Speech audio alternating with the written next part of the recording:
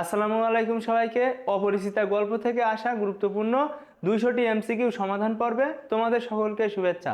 আজকে আমাদের চতুর্থ পর্বের আলোচ্য বিষয় 151 থেকে 200টি এমসিকিউ। তাহলে চলো আমরা ক্লাসটি শুরু করি। রবীন্দ্রনাথ ঠাকুর কত খ্রিস্টাব্দে জন্মগ্রহণ করেন? 1861 খ্রিস্টাব্দে এবং মৃত্যুবরণ করে 1941 খ্রিস্টাব্দে। অপরিচিতা গল্পের শীর্ষ মুহূর্ত কোনটি?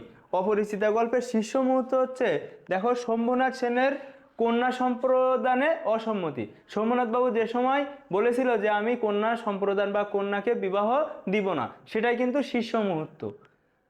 অনুপমের পিস্তত ভাইয়ের নাম কি? বিনু দাদা। বিনু দাদার ভাষাটা অত্যন্ত আট, সে কিন্তু চমৎকার, এর স্থলে বলে চলনসই। অপরিচিতা গল্পে কন্যাকে কি দিয়ে আশীর্বাদ করা হয়েছিল? দেখো, এক জোড়া ইয়ারিং, তা কিন্তু বিলাতি মাল ছিল। ঘরেতে এলো না সে তো, মনে তার নিত্য আসা যাওয়া, পরনে ঢাকাই শাড়ি, কপালে সিঁদুর। উদ্দীপকের চরিত্রটি অপরিচিতা গল্পের কাকে প্রতিফলিত বা কাকে প্রতিনিধিত্ব করে? দেখো, অনুপমকে, কারণ অনুপম কিন্তু সবসময় কল্যাণীর চিন্তায় বিভোর থাকতো। উদ্দীপকে অপরিচিতা গল্পের যে দিকটি প্রকাশিত হয়েছে, দেখো, অপ্রাপ্তির বেদনা। অনুপম যে কল্যাণীকে পায়নি, সেই অপ্রাপ্তির বেদনাই কিন্তু প্রকাশ পেয়েছে। ইয়ারিং শব্দের অর্থ কি? কানের দুল। রবীন্দ্রনাথ ঠাকুরের অপরিচিতা মূলত কি জাতীয় রচনা? শিক্ষামূলক। এখানে মূলত যৌতুক প্রথার বিরুদ্ধে আমাদের সোচ্চার হওয়ার ইঙ্গিত দেওয়া হয়েছে। অনুপমের বাবার প্রথম অবকাশ ছিল কোনটি? মৃত্যু। মৃত্যুটাই কিন্তু তাহার প্রথম অবকাশ। ওকালতি করিয়া তিনি প্রচুর টাকা রোজগার করিয়াছিলেন, কিন্তু ভোগ করিবার সময় নিমেষমাত্র পান নাই। কে অনুপমকে শিমুল ফুলের সাথে তুলনা করতেন? দেখো, পণ্ডিত মশাই বলতো শিমুল ফুল ও মাকাল ফলের সাথে তুলনা করত অনুপমকে। জ্বালিয়ে রেখেছি মনের প্রদীপ আমার ভুলে ভরা বাগানে, তোমার ছোঁয়ায় ফুটুক ফুল, সান্ত্বনার আঙুলে দেখো পরগাছা আমারে। উদ্দীপকে অনুপম চরিত্রের কোনটি রয়েছে? দেখো, বিরহ বেদনা। অনুপম কিন্তু সবসময় কল্যাণীর চিন্তায় বিভোর থাকতো। উদ্দীপকে অপরিচিতা গল্পের ন্যায় প্রকাশিত হয়েছে অনুশোচনা, অনুনয়, এই দুইটা। অহমিকা শব্দের অর্থ অহংকার, তো অহংকার কিন্তু এখানে নেই, এখানে অনুশোচনা বোধ আছে আর অনুনয় বা রিকোয়েস্ট রয়েছে। তাহলে দেখো, উত্তর হবে 1 আর 3।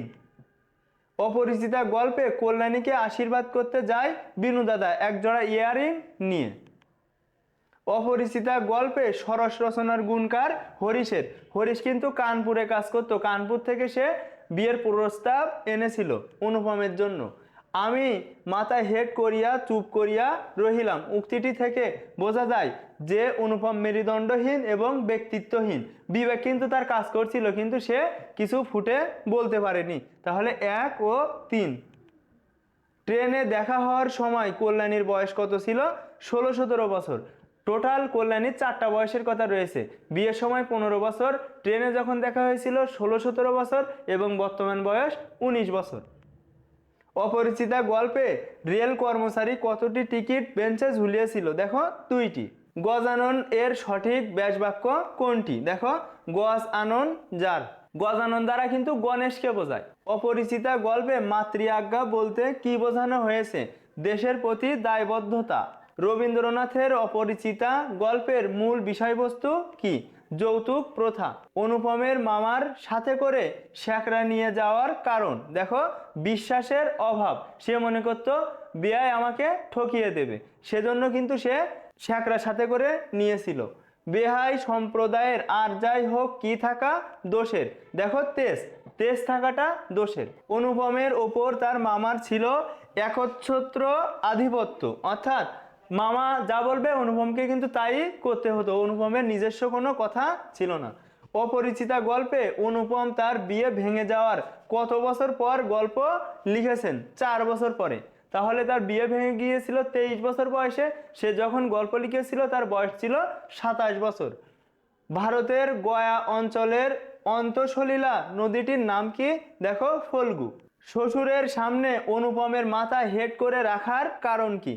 মামার গহনা পরীক্ষার কারণে। অপরিচিতা গল্পে কোন গহনায় সোনার পরিমাণ সামান্যই ছিল? দেখো, ইয়ারিংয়ে।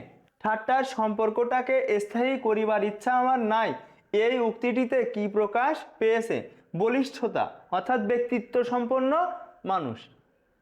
কল্যাণীকে বিয়ে না দেওয়ার কারণ আত্মসম্মান বোধ।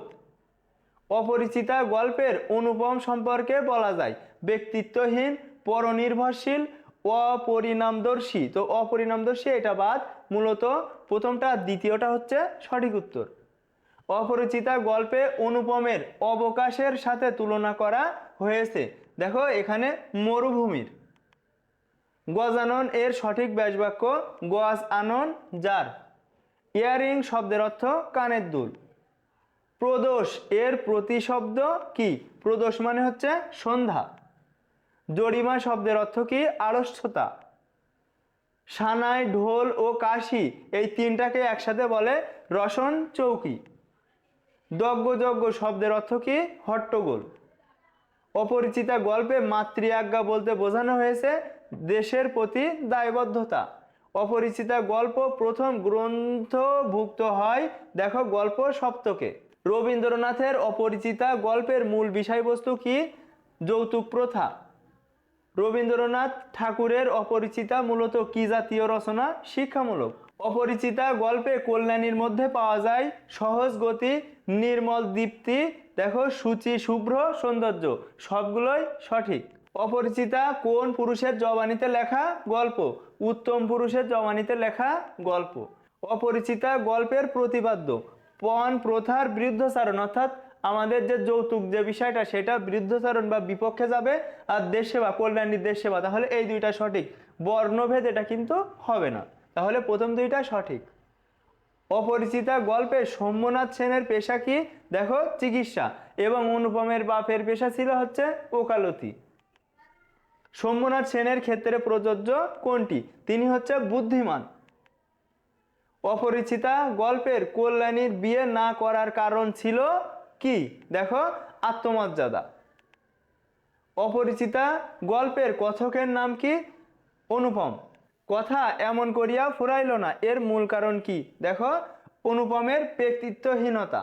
অপরিচিতা গল্পের অনুপম সম্পর্কে বলা যায় ব্যক্তিত্বহীন, পরনির্ভরশীল, অপরিণামদর্শী। এখানে দেখো এই অপরিণামদর্শী এটা বাদ, ব্যক্তিত্বহীন, আর উত্তর হবে দেখো পরনির্ভরশীল।